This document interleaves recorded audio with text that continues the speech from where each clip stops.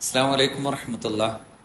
അൽഹംദുലില്ലാഹി വസ്സലാത്തു വസ്സലാമു അലാ അഷ്റഫി റസൂലില്ലാഹി വഅലാ ആലിഹി വസഹ്ബിഹി അജ്മഈൻ.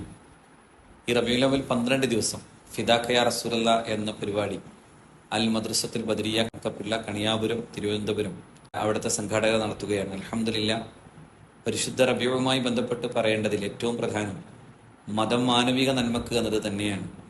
മനുഷ്യത്വത്തിന് വേണ്ടി വന്ന ഒരു മഹാനായ പ്രവാചകന്റെ ജന്മദിനം സ്വല്ലല്ലാഹു അലൈഹി വസല്ലം.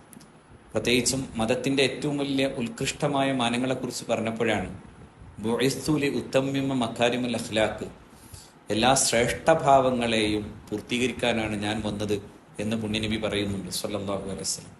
മതം ഉത്കൃഷ്ടമായ മാനവിക വികാരങ്ങളെ ചേർത്തു നിർത്തുന്ന ഒന്നാണ്. സ്നേഹം, കാരുണ്യം, കൃപാലുത, മറ്റുള്ളവരോടുള്ള സഹജീവി സ്നേഹം, അങ്ങനെ തുടങ്ങുന്ന ഒട്ടേറെ വിശിഷ്ട ഗുണങ്ങളെല്ലാം ചേർന്ന് നിൽക്കുമ്പോഴാണ് മതത്തിൻ്റെ ധാർമ്മികമായ മൂല്യങ്ങൾക്ക് പൂർണ്ണത വരുന്നത്. അതുകൊണ്ടാണ് എന്തിനാ മതം എന്ന ചോദ്യത്തിന് പ്രവാചകൻ പറഞ്ഞു, മതം എന്നാൽ അത് ഉത്കൃഷ്ട സ്വഭാവമാണ്.